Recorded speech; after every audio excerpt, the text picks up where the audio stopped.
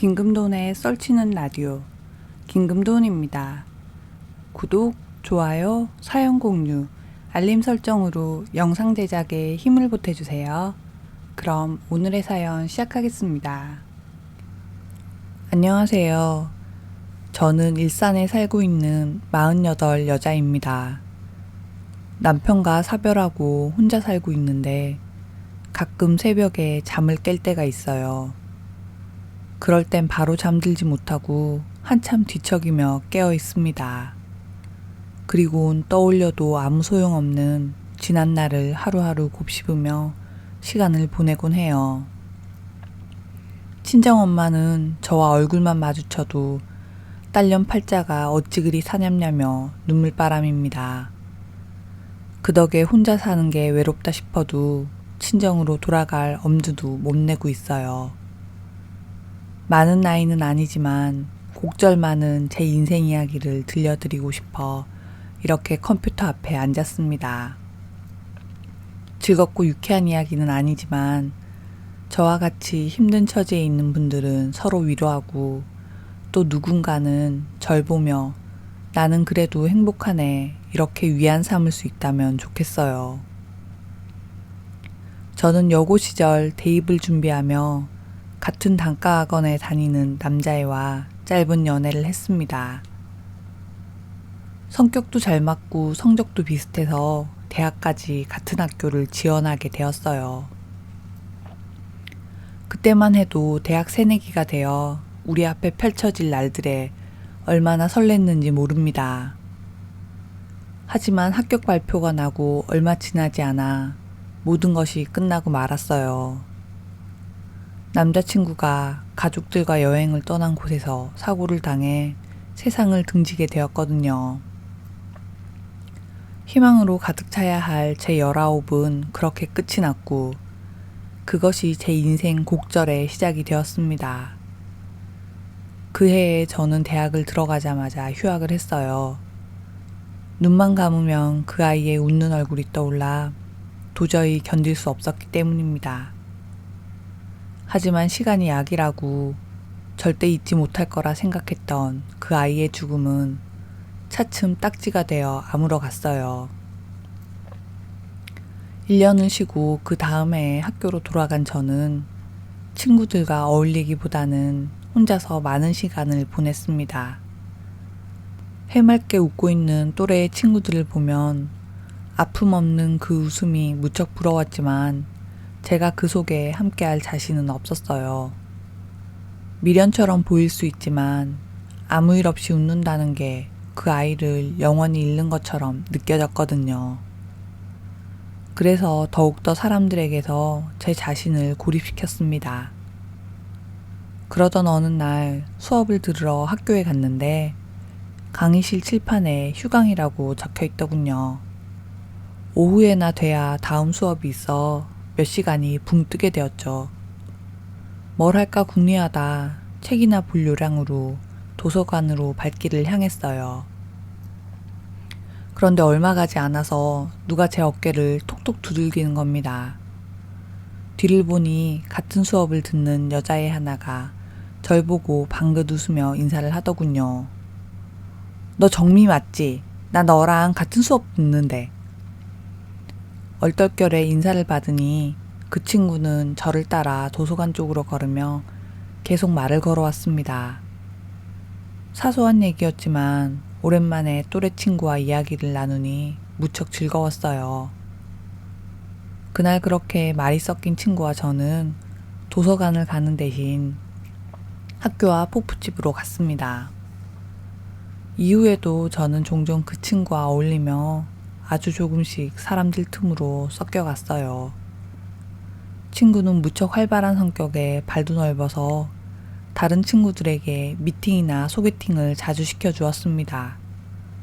제게도 몇 번이나 소개를 시켜주려 했지만 그때마다 제가 번번이 거절했어요. 아무래도 다시 누군가를 만난다는 건 썩 내키지 않았거든요. 하지만 제 속사정을 모르니 친구의 소개팅 제안은 계속 이어졌어요. 그러다 언젠가 친구에게 지난 이야기를 들려주니 그 다음부턴 억지로 소개팅 이야기를 하진 않았습니다. 그런데 그 후 딱 한 번 친구가 미팅을 잡아뒀는데 여자 쪽에서 한 명이 비게 되었다며 머리만 채워달라고 부탁을 하더군요. 넌 가서 아무 말도 안 해도 돼. 머릿수만 채워주라. 보통 그렇게까지 부탁하는 친구가 아니라 그날은 저도 알겠다고 하였습니다. 그렇게 대타로 나간 미팅에서 저는 인사만 하곤 입도 뻥긋 안 하고 또 누구에게도 눈길 한 번을 주지 않았어요. 그런데 사람 인연이라는 게 얼마나 무서운 건지 모르겠습니다. 그중 한 남학생이 말 수 없는 제가 마음에 들었나 봐요. 나중에 밥이라도 한번 먹자고 고백 아닌 고백을 하는데 당황스러운 마음에 알겠다고 했습니다. 하지만 날짜를 잡은 것도 아니라 다음 날 바로 주선한 친구를 통해 대충 핑계를 만들어 거절했어요. 사실 진짜 속마음으론 설레었지만 아직은 다른 사람을 만난다는 게 이르다는 생각 때문이었습니다. 아쉬움은 남았지만 그렇게 끝난 일이라 여겼어요. 하지만 그 사람은 한 발 물러선 제게 더욱 적극적으로 다가와 주었습니다.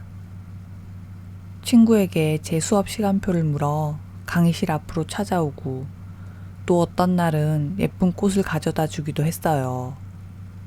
그러면서도 제겐 서두르지 말고 천천히 마음을 열어달라고 했습니다. 저 또한 그 사람에게 마음이 향해 결국 두 번째 연애를 시작하게 되었습니다. 사랑은 사랑으로 잊는다고 하더니 새로운 연애를 시작하면서 저의 지난 아픔은 추억으로 남길 수 있을 정도가 되었어요. 시간이 흐를수록 저는 여느 또래의 친구들처럼 웃음도 많아지고 많이 밝아졌습니다.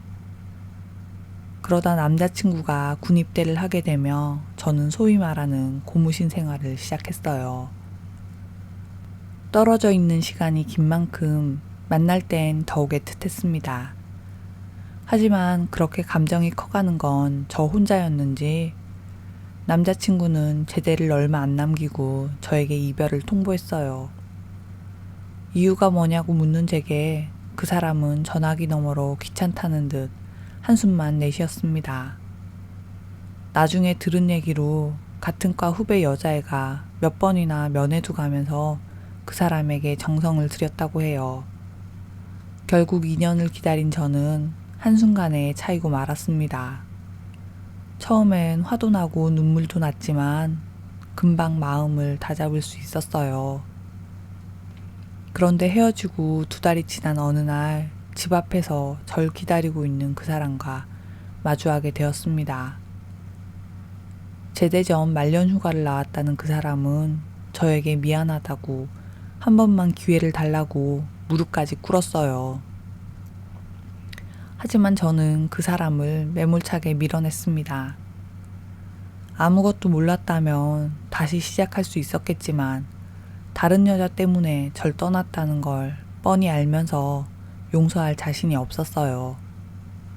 하지만 그 사람은 처음 시작할 때 그랬던 것처럼 이번에도 끊임없이 제게 다가와 그 마음을 아낌없이 표현해 주었습니다. 결국 저 또한 조금의 미련이 남아 그러면 안 되는 거였는데 그 사람을 다시 받아주고 말았어요.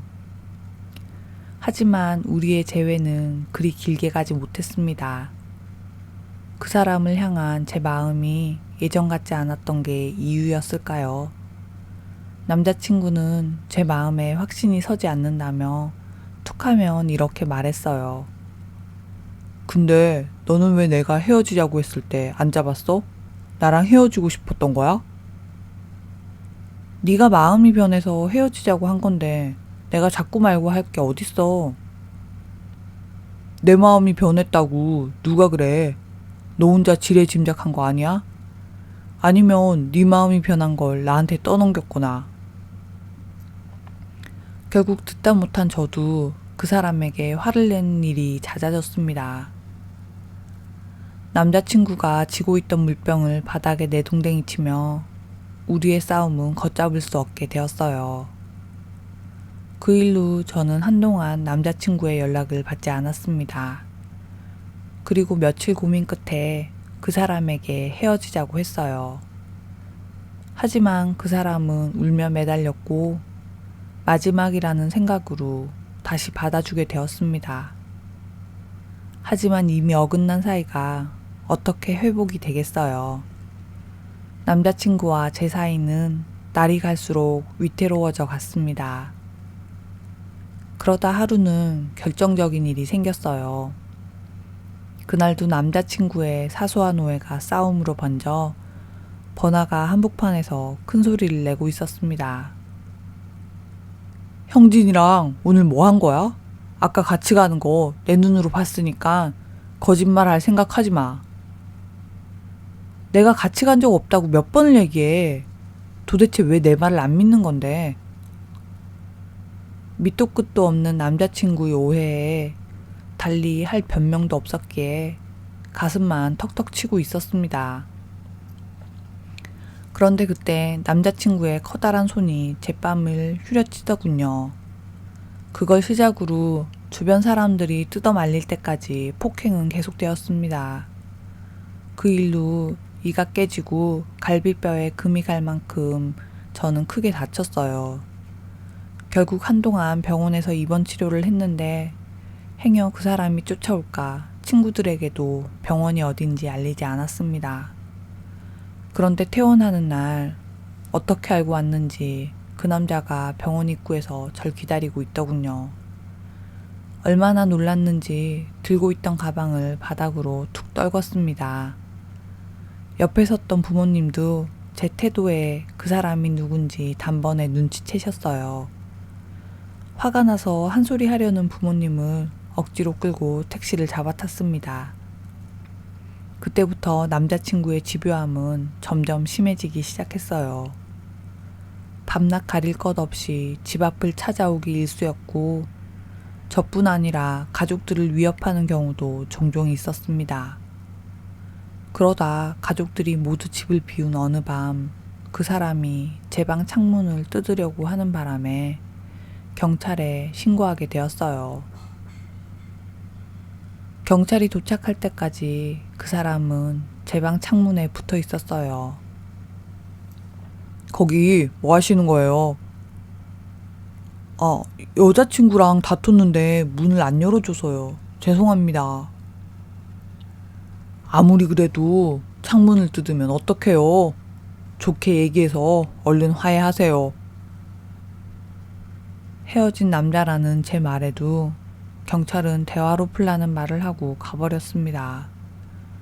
결국 이대로면 누구 하나 죽어야 끝이 나겠다는 생각이 들더군요. 그리고 역시나 제 예상은 빗나가지 않고 그 사람은 경찰이 떠나자마자 제게 폭력을 휘둘렀습니다. 다행히 이웃집에서 소란을 지켜보고 있다가 바로 경찰에 신고를 해주어 위험을 피해갈 수 있었어요. 5분이 안 되어 다시 돌아온 경찰은 그 사이 얻어터진 제 꼴을 보고는 아무 말 없이 그 사람을 경찰서로 데리고 갔습니다. 하지만 끝내 그 사람은 벌금형만 받았고 제 불안은 더욱 커졌어요. 특히나 그 후 골목 어귀에 검은 그림자가 서 있는 걸 자주 보았기 때문에 더욱 미칠 것 같았습니다. 그땐 지옥이 따로 없었어요. 오죽하면 부모님도 평생을 살아온 동네를 떠나 아무도 모르는 곳으로 가자고 하실 정도였죠. 하지만 그 사람이 오토바이 사고를 당했다는 뜻밖의 전화 한 통으로 모든 것이 막을 내리게 되었습니다. 원래 그 사람은 자기 몸을 끔찍히 아끼는 스타일이라 위험하다고 자전거도 안 타던 사람이었어요.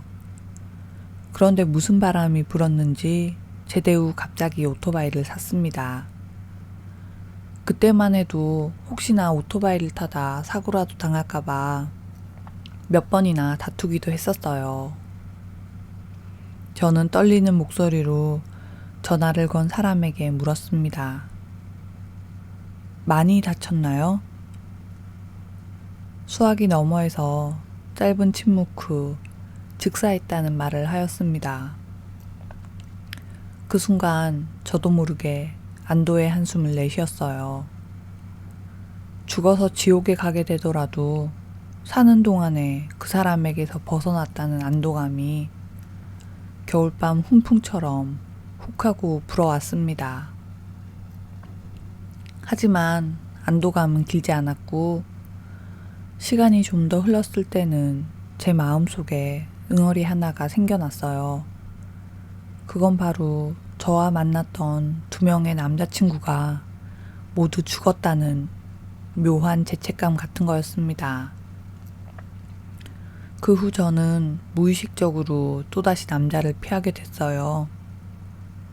그러다 20대 후반에 결혼을 앞둔 친구를 따라 점을 보러 가서 믿기지 않는 이야기를 듣게 됐어요. 사실 저는 미신을 믿지 않았기에 순전히 친구를 따라 나선 것 뿐이지 점을 볼 생각은 전혀 없었습니다. 그런데 점을 보러 간 곳에서 무척 희한한 일이 생겼어요.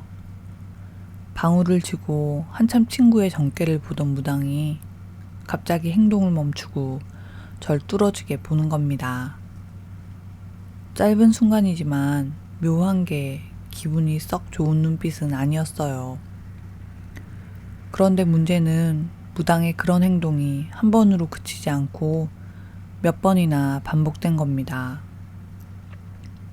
결국 그 자리에 앉아 있는 게 무척 불편하게 여겨져 친구에게 나가서 기다린다 말한 후 신당을 나왔어요. 그리고 10분 정도 지났으려나 신당의 미닫이 문이 빼꼼 열리더니 친구가 절 보고 손짓을 하더군요. 정미야, 보살님이 너 잠깐 들어오라고 하셔. 나? 왜? 무슨 상황인진 모르겠지만 영 내키지 않아서 싫다고 도리지를 치는데 친구도 지지 않고 계속 절 부르더군요. 하는 수 없이 다시 신당으로 들어갔습니다. 무당은 저를 위아래로 한두 번 훑어보더니 지갑에서 1,000원을 꺼내라고 하더군요. 여기 1,000원짜리 한 장 올리고 무릎 꿇고 앉아. 왜요? 뭐 때문에 그러시는 건데요? 무당이 시키는 대로 할 수도 있겠지만 다짜고짜 이래라 저래라 하는 게 거부감이 들었습니다. 다 너 위해서 그러는 거야. 우리 신령님이 널 보더니 눈물이 난다고 하셔. 신령님이 하시고 싶은 말씀이 있다고 하니까 복채로 1,000원만 올려봐. 1,000원이면 큰 돈도 아니었고 또 제가 원래 그다지 고집스러운 성격이 아닌데도 무슨 마음인지 무당의 말에 싫다고만 했습니다. 보다 못한 친구가 저 대신 지갑에서 1,000원을 꺼내 올렸어요. 남자를 만나면 눈에서 눈물 마를 날이 없어. 아무리 외로워도 기도하면서 혼자 살아야 해. 그 뒤로도 무당의 점괘는 한참 이어졌지만 더는 기억나지 않아요. 앞서 얘기했듯 미신을 믿는 건 아니었지만 붉게 충혈된 눈으로 절 보고 불쌍해서 어쩌누 하던 무당의 모습만 잊혀지지 않습니다.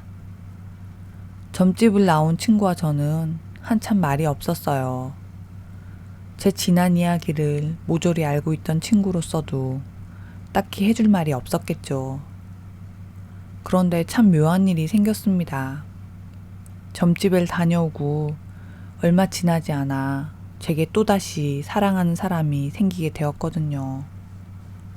운명이라고 여겨질 만큼 제 마음이 그 사람에 끌리게 되었고 결국 제 속의 불안함을 이겨내고 연애를 시작하게 되었습니다. 그리고 2년의 연애 기간 동안 그 사람은 사소한 감기 한 번 걸린 적이 없었어요. 아마 그래서 저는 더욱 안심할 수 있었던 것 같습니다. 그 후 우리는 사귄 지 2년이 조금 지나서 부부가 되었어요. 결혼 후 한동안은 이상할이 많지 제 마음속에 자리 잡고 있던 불안감이 사라졌습니다.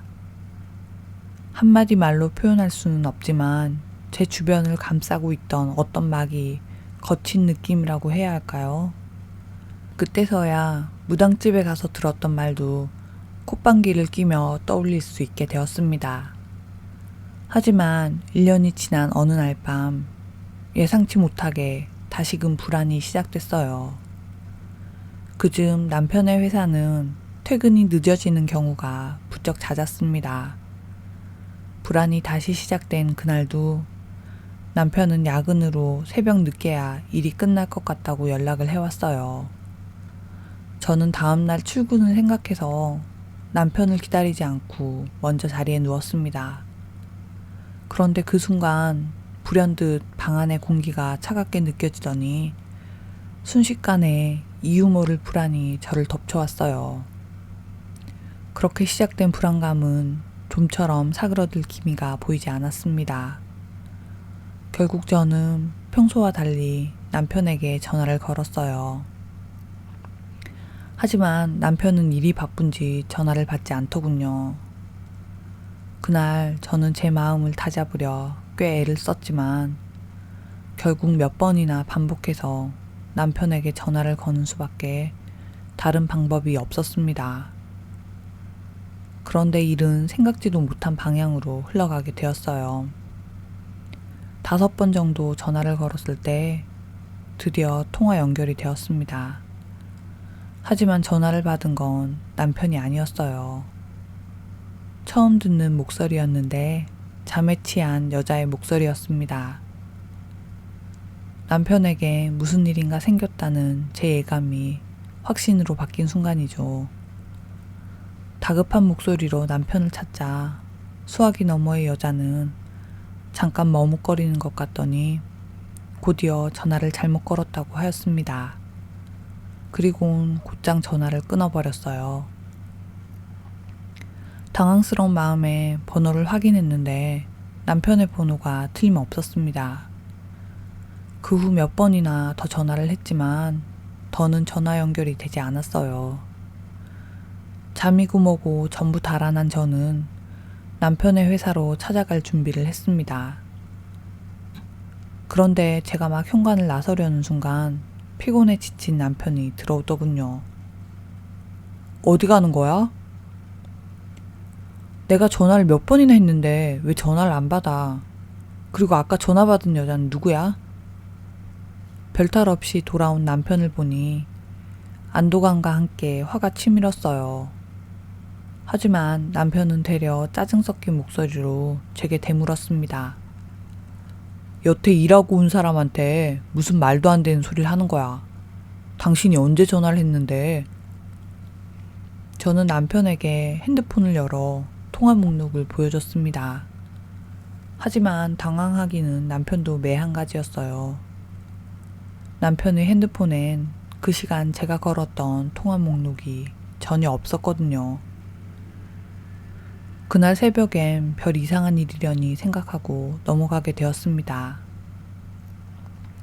하지만 그게 불씨가 되어 제 속엔 혹시나 남편에게 나쁜 일이 생기는 건 아닌지 불안이 점점 커져갔어요.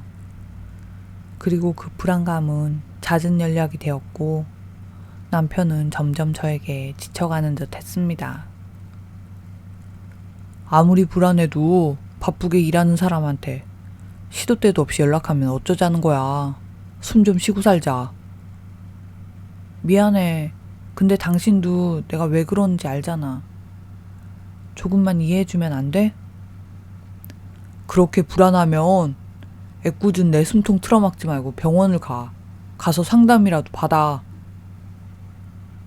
남편과 저는 서로 상충되는 의견에 툭하면 다툼이 일어났습니다.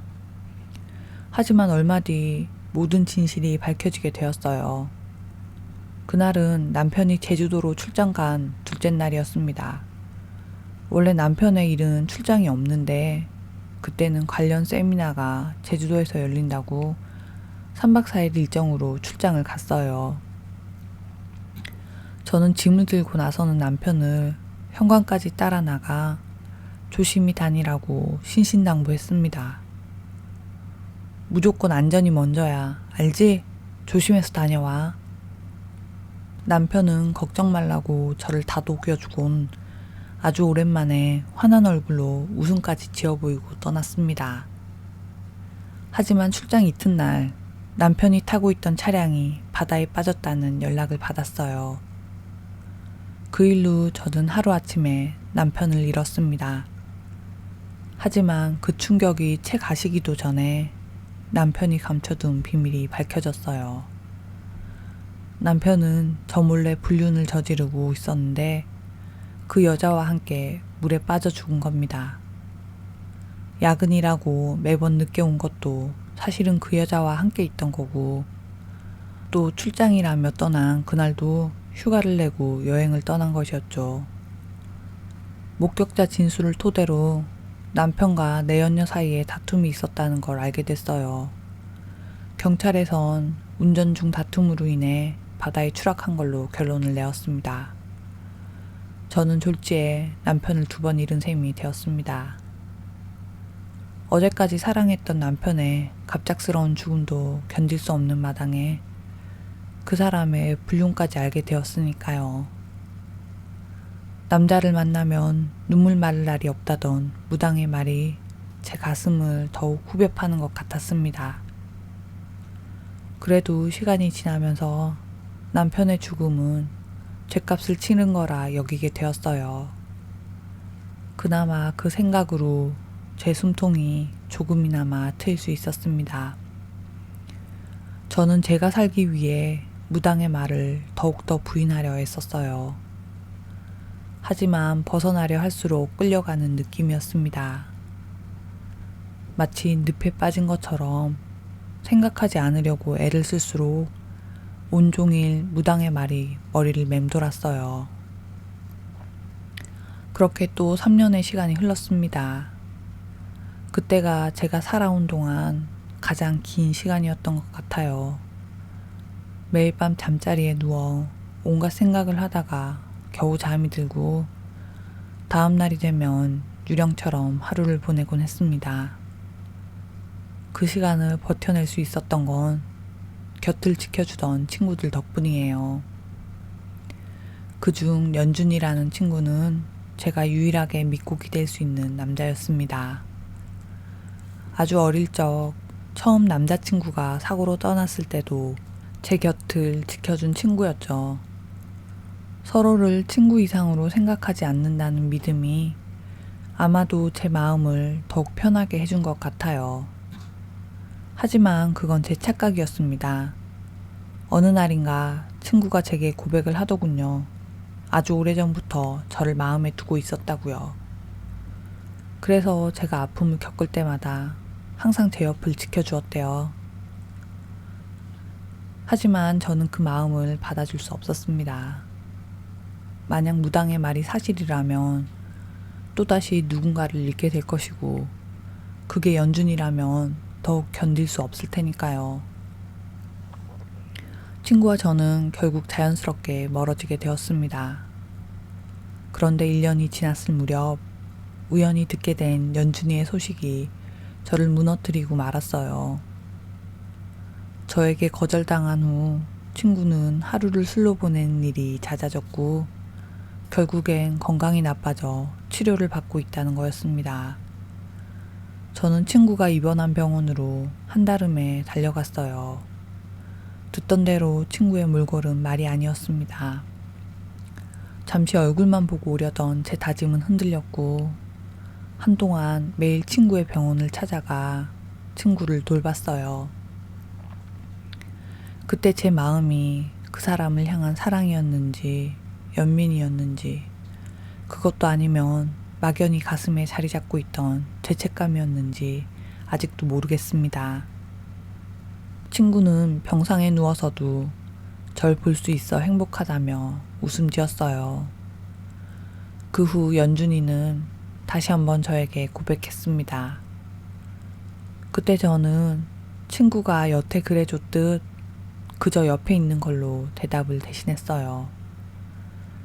아마 그 시간이 길어졌다면 저는 연준이와 사랑에 빠졌을 거예요. 하지만 얼마 뒤 청천벽력 같은 소식을 듣게 되었고, 결국 저는 다시 한번 연준이를 등질 수밖에 없었습니다.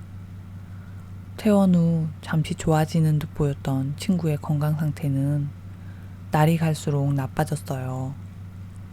그리고 얼마 뒤 친구는 간경화 진단을 받게 되었습니다.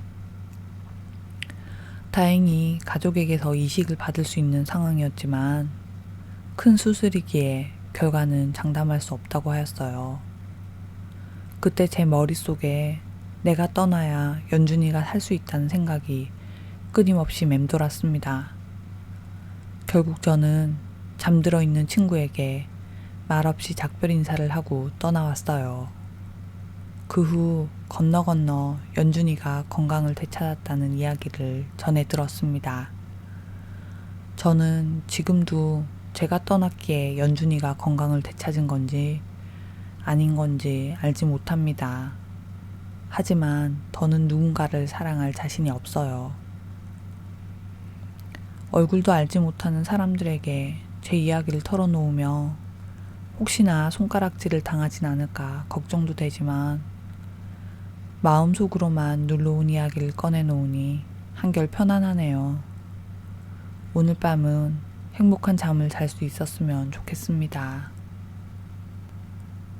끝까지 함께 해주셔서 감사합니다.